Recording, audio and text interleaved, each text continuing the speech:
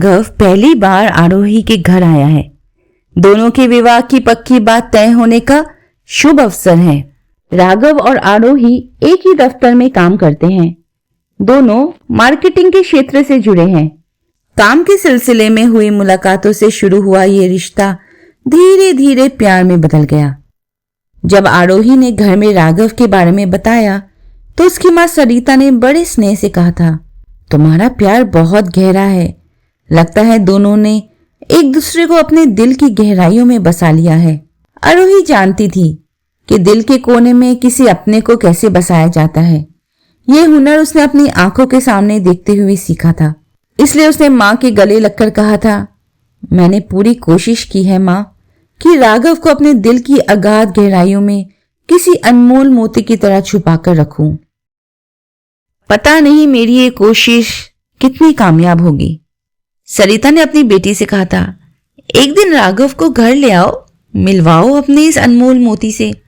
जिस दिन राघव सरिता से मिला उसने उनके चरण छूकर बहुत ही प्यारे शब्दों में कहा था, केवल आपकी बेटी से विवाह का प्रस्ताव लेकर नहीं आया हूं, बल्कि सच कहूं तो आज से आप मेरी मां जैसी हैं।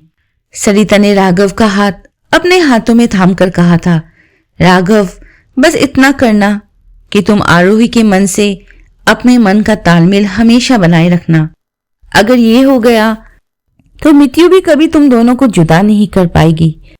इस दुनिया में खामोशी से किसी को बेइंतहा चाहना शायद सबसे कठिन काम है, और यदि तुम दोनों ने एक बार इस कठिन काम को साध लिया तो दुनिया के सारे दुख और दर्द तुम्हारे सामने आकर खुद ब खुद थक जाएंगे।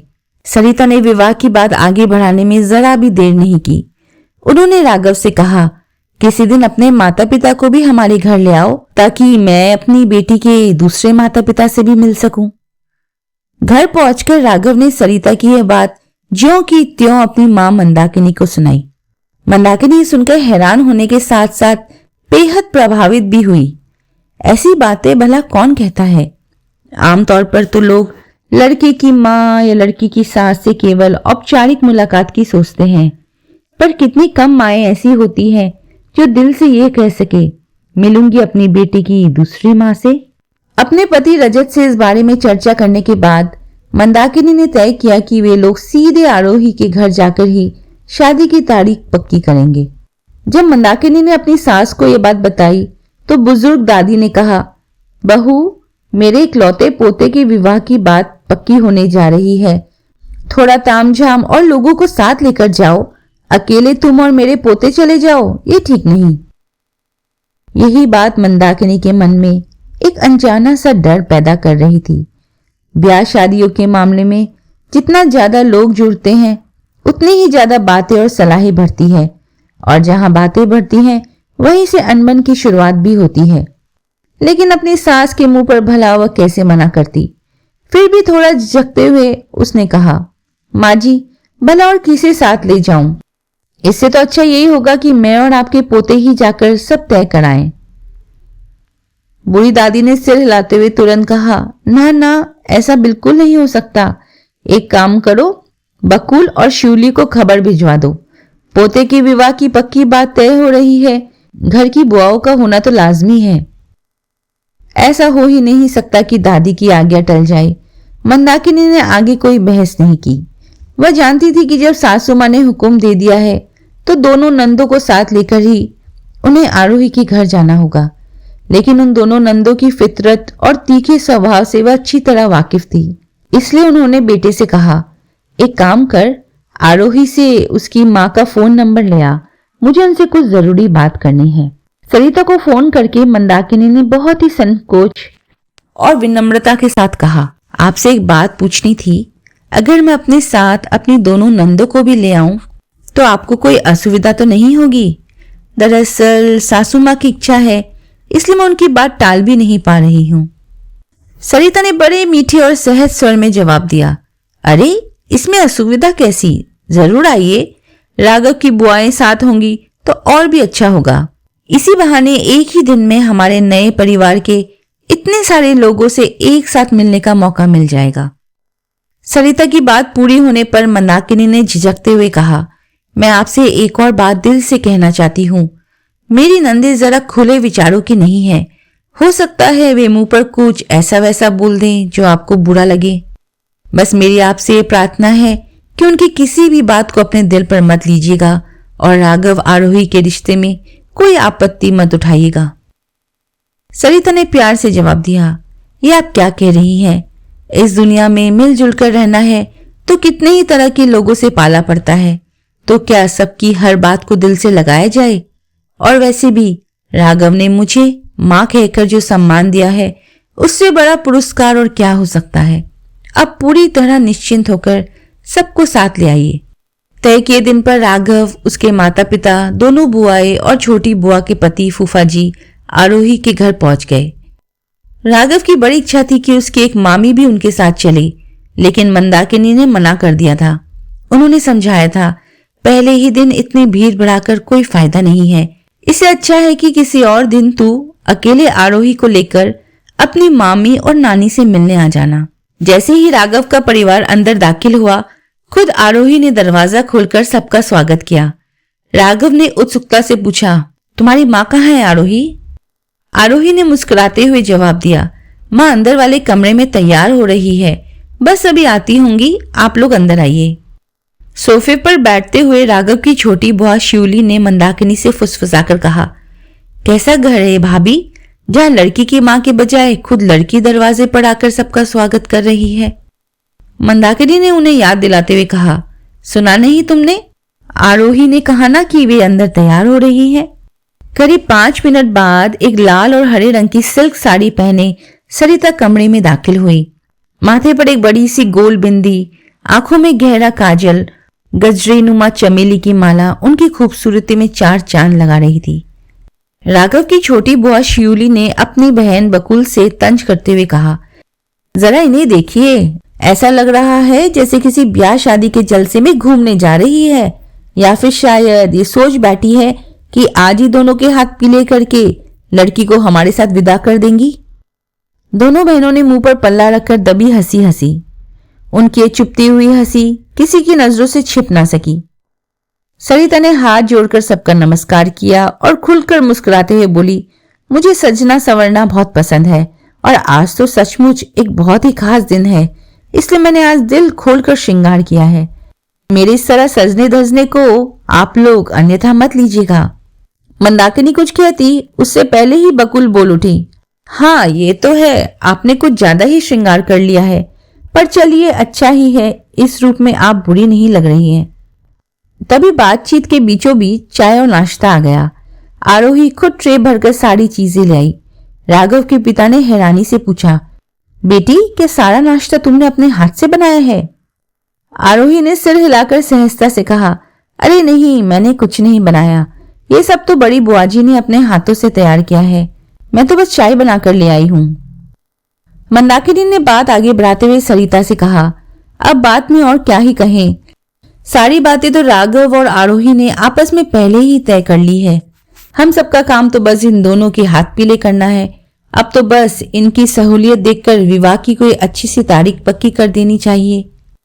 सरिता ने सहज भाव से कहा, आप लोगों को जो तारीख सबसे ठीक लगे वही तय कर लीजिए, हमारी तरफ से किसी भी तारीख पर कोई आपत्ति नहीं होगी।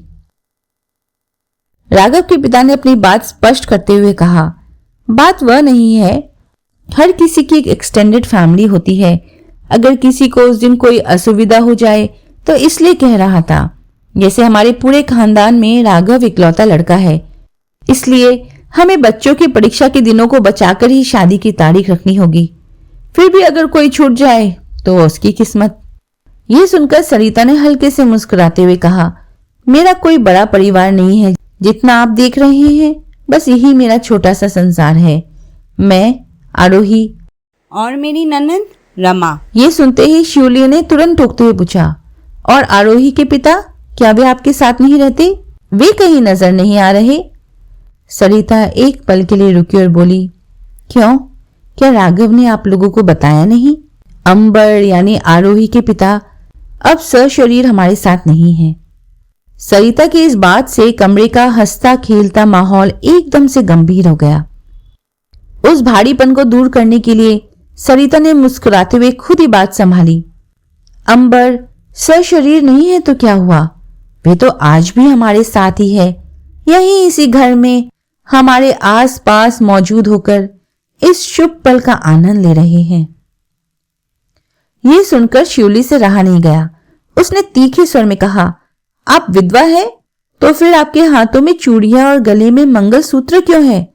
मांग में सिंदूर के अलावा एक सुहागिन के जितने भी निशान होते हैं वे सब तो आपके शरीर पर मौजूद है। आपके रूप रंग से दूर दूर तक किसी विधवा का आभास नहीं होता।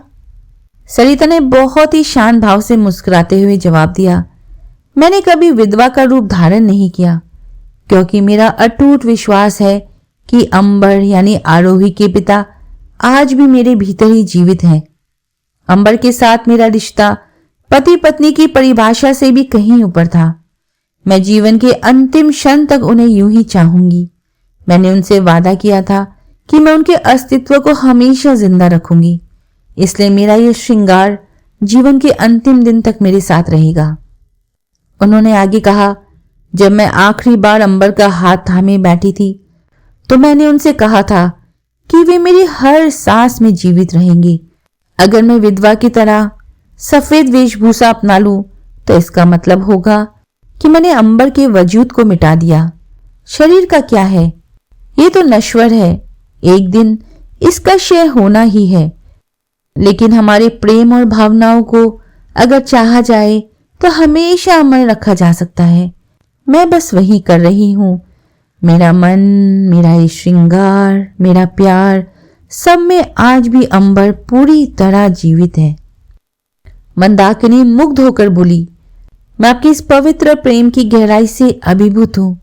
ऐसा प्रेम सचमुच धन्य है जो मौत की सरहद लांघकर अमर हो जाता है। मैं आपके आगे नतमस्तक हूं सरिता। तभी पास बैठी राघव की बड़ी बुआ बकुल जोर से बोल उठी, अरे भाभी, ये तुम क्या कह रही हो? तुम्हें समाज की लाज शर्म का जरा भी डर नहीं है? तुम ऐसे घर में अपने बेटे का ब्याह रचाने जा रही हो जहां लड़की की मां खुद विधवा होने के बावजूद सुहागिनों की तरह सज धज कर घूमती है। हमारी बुजुर्ग दादी इस तरह के रिश्ते को कभी स्वीकार नहीं करेंगी।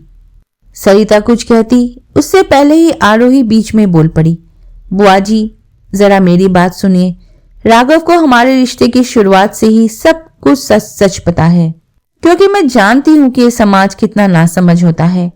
सच्ची और पवित्र मोहब्बत को यह दुनिया कभी नहीं समझ सकता। ये बात हम अच्छी तरह जानते हैं। यही वजह है कि हमारे दादा दादी, चाचा चाची, बुआ और यहाँ तक कि मामा मामी तक ने हमसे सारे रिश्ते तोड़ लिए। लेकिन क्या उन रूढ़िवादी लोगों से रिश्ता बनाए रखने के लिए मैं अपने पिता की यादों का गला घोट दूं? क्या ऐसा करना सही होगा? मेरी माँ का फेसबुक अकाउंट उठाकर देख लीजिए। उसमें जितनी भी तस्वीरें हैं वे सब पापा के जाने से पहले की हैं। आज भी पापा के बिना माँ की कोई भी तस्वीर आपको नहीं मिलेगी, सिवाय उनके पासपोर्ट साइज फोटो के। आज भी पापा के जन्मदिन पर माँ उतनी ही धूमधाम से केक काटती है, पापा की तस्वीर पर फूलों का हार चढ़ाकर और उनके सामने उनकी मनपसंद मिठाइयां सजाकर। हम कभी ये महसूस ही नहीं होने देते कि वे हमारे बीच नहीं हैं, बल्कि हम उनके खास दिन को उनकी पसंद की चीजों के साथ वैसे ही मनाते हैं जैसे पापा के जीवित रहने पर मनाते थे। मेरे पापा को इस दुनिया से गए हुए पूरे 10 साल हो चुके हैं। इन 10 वर्षों के हर एक साल में जब भी पापा की पुण्यतिथि आती है, मेरी माँ खुद को कमरे में बंद करके कैनवस पर पापा की बनाई प्राकृतिक सुंदरताओं को रंगों के जरिए जीवंत रखती है। यह सब मेरी माँ का अपना एक निजी संसार है, जहां सिर्फ उनका और पापा का प्यार बसता है। इसी को तो सच्चा प्रेम कहते हैं बुआ जी। मैंने अपनी पूरी जिंदगी में अपने माता पिता को सिर्फ और सिर्फ एक दूसरे से बेइंतहा प्यार करते देखा है, एक दूसरे का सम्मान करते देखा है। किसी इंसान को खामोशी से हमेशा के लिए अपने दिल के कोने में कैसे सहज कर रखा जाता है, ये हुनर मैंने अपनी माँ से सीखा है। इसलिए राघव से प्यार करने के लिए मैं अपने माता पिता के इस पवित्र प्रेम का अपमान नहीं कर सकती। ये बात राघव हमारे रिश्ते की शुरुआत से ही अच्छी तरह जानता है।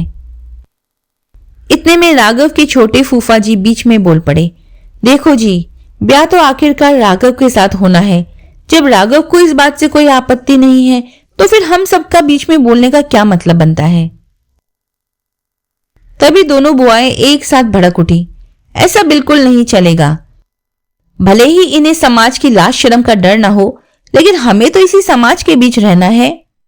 राघव की शादी में कम से कम आप सुहागिनों वाले ऐसे सारे श्रृंगार उतार कर आइएगा। यह हमारी आपसे हाथ जोड़कर विनती है। हमारे अपने ससुराल से भी कई रिश्तेदार आएंगे। उनके सामने हमारी नाक कट जाएगी और हमारी बेइज्जती की कोई सीमा नहीं रहेगी। जरा हमारी स्थिति को भी समझिए।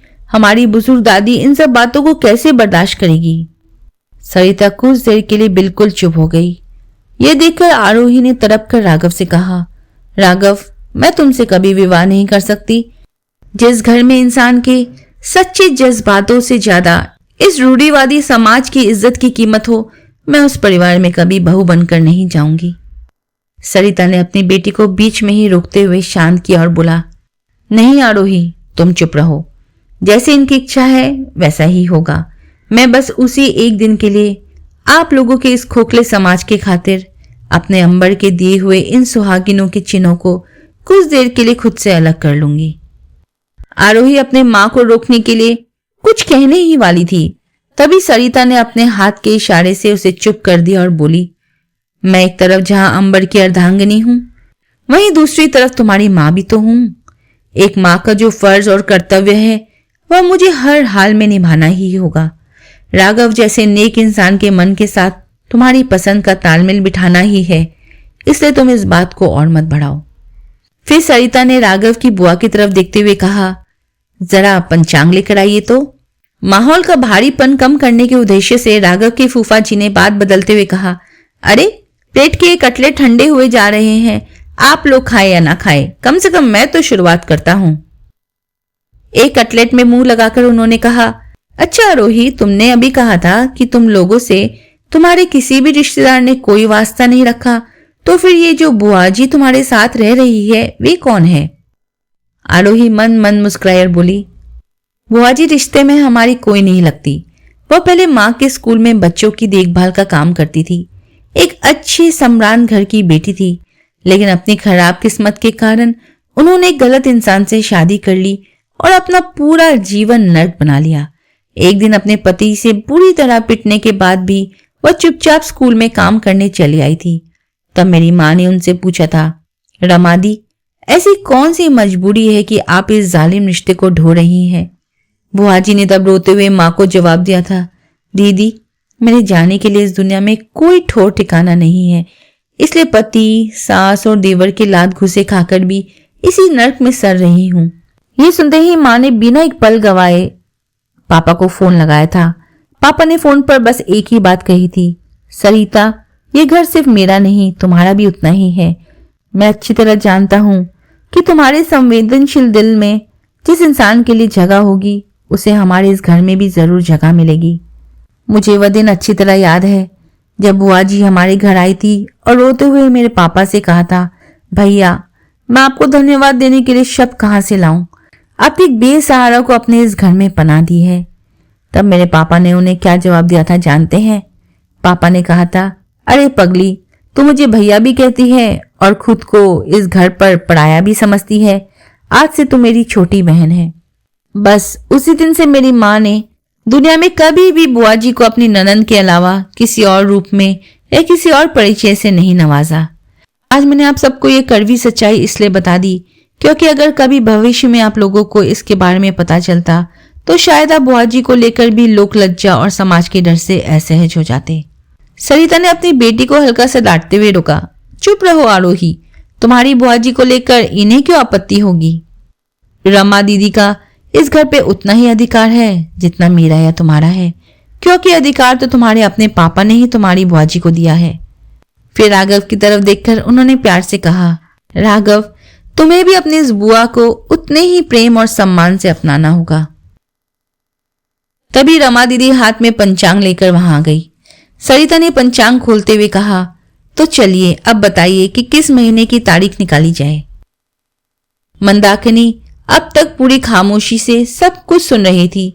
अचानक उन्होंने अपनी चुप्पी तोड़ी और कहा, पंचांग देखने से पहले मेरी एक बात है जो सबको सुननी होगी। सबकी नजरें घूमकर राघव की मां मंदाकिनी पर टिक गई। मंदाकिनी ने बेहद दृढ़ और स्पष्ट स्वर में कहा, मैं चाहती हूं कि आरोही का कन्यादान उसके अपने पिता अंबर जी ही करे। यह बात सुनकर कमरे में मौजूद हर शख्स सन्न रह गया। राघव के पिता ने हैरानी से पूछा, मंदाकिनी, ये तुम कैसी अजीब सी बात कर रही हो? अंबर बाबू तो इस दुनिया में बहुत पहले। मंदाकिनी ने उनकी बात बीच में ही काटते हुए कहा, तो क्या हुआ? अभी अभी तो सरिता ने कहा था कि अंबर जी यहीं इसी घर में मौजूद है और हमारे इन खूबसूरत पलों का आनंद ले रहे हैं। तो मैं उन्हीं को साक्षी मानकर ये कह रही हूं कि भले ही वह सशरीर हमारे सामने ना हो, लेकिन सरिता के प्रेम और उनकी गहरी भावनाओं के साथ मिलकर वे ही अपनी बेटी का कन्यादान करेंगे। उन्होंने आगे कहा, हाँ सरिता जी, आप ही अपनी बेटी का कन्यादान करेंगी, बिल्कुल इसी रूप में। आज जिस दिव्य रूप में आप हमारे सामने खड़ी हैं, उसी रूप में यह रस्म पूरी होगी। इससे आरोही का भी मंगल होगा और मेरे राघव का भी कल्याण होगा। मंदाकिनी ने अपनी बात को आगे बढ़ाते हुए कहा, आमतौर पर हर लड़की का कन्यादान या तो उसके पिता करते हैं या उसके मामा या परिवार का कोई पुरुष सदस्य, लेकिन मेरे बेटे की जीवन संगनी को उसके माता पिता दोनों मिलकर उसके पिता के आत्मिक आशीर्वाद और मां के साक्षात प्रेम के साथ मेरे बेटे के साथ एक सुखी गृहस्थी बसाने के लिए विदा करेंगे। ये मेरे राघव के लिए, हम पति पत्नी के लिए और हमारे पूरे परिवार के लिए सबसे गौरवशाली और सम्मानजनक पल होगा। शिवली से फिर रहा नहीं गया। वह तड़प कर बोल उठी, भाभी, ये तुम होश में तो हो ना? जरा सोचो, दुनिया क्या कहेगी? मंदाकिनी ने पूरी दृढ़ता से जवाब दिया, मैं प्यार से और आदर के साथ सबको निमंत्रण दूंगी। मेरे बुलाए हुए मेहमान अगर मेरे इस फैसले को खुले दिल से स्वीकार करेंगे तो वे इस विवाह समारोह में हिस्सा ले सकते हैं, और अगर उनके मन में किसी भी तरह का कोई संकोच है तो हमारे उस पवित्र और शुभ उत्सव में आने की उन्हें कोई आवश्यकता नहीं है। और यही नियम तुम दोनों पर भी पूरी तरह लागू होता है। उन्होंने आगे कहा, मैं इस खोखले समाज को खुश करने के लिए अपना घर नहीं बसाऊंगी, मैं अपना घर अपने बच्चों की खुशी के लिए बसाऊंगी। और आरोही मेरे लिए राघव से जरा भी कम नहीं है, इसलिए जो कोई भी सरिता को इस पूरे सम्मान और आदर के साथ स्वीकार करेगा वही मेरे घर की देहरी पर अतिथि बनकर आ सकेगा। राघव की बड़ी बुआ ने तंज कसते हुए कहा, और अपनी बुजुर्ग मां से तुम क्या कहोगी मंदाकिनी?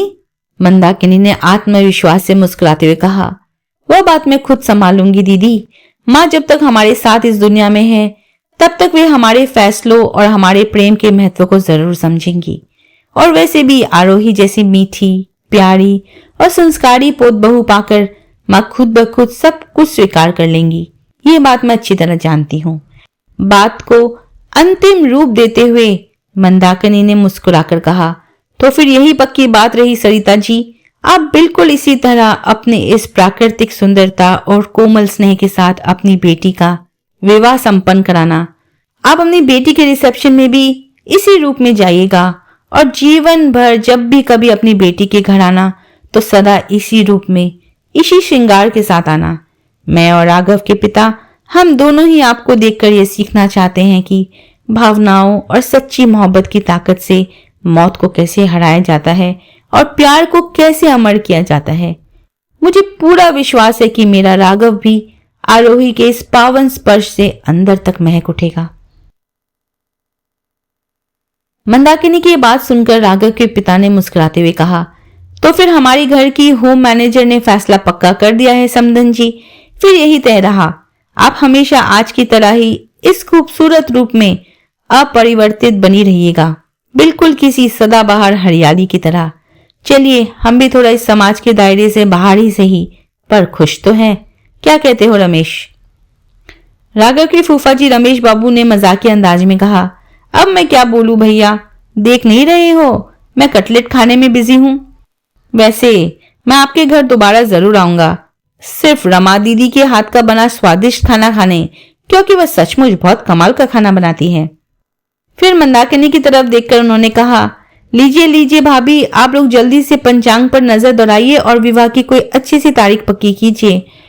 और राघव चल भाई, तू भी हाथ चला, सचमुच बहुत ही शानदार और अनोखा ससुराल ढूंढ निकाला है तूने। रमेश की इस बात पर कमरे में मौजूद सभी लोग ठहाका मारकर हंस पड़े। केवल सरिता ने महसूस किया कि उनके ठीक पास खड़े उनके प्रियतम अंबर उनका हाथ थामकर कह रहे थे, तुम देखो सरिता, राघव और आरोही का प्यार भी बिल्कुल हमारे ही जैसा होगा, जो मौत की हर सरहद को पार करके अनंत काल तक अमर हो जाएगा। और उस सच्चे प्रेम का मूल मंत्र यही होगा, तुझ में खोए हम, तुम रहोगे सदा हमारे हृदय में, जीवन के अंतिम क्षण तक और मृत्यु के भी पार।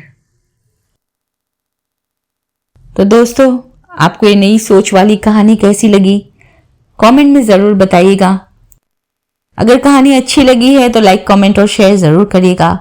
और अगर आप इस चैनल पर नए हैं तो सब्सक्राइब कर जुड़े रहने की आशा करती हूँ। धन्यवाद। अपना ख्याल रखिए।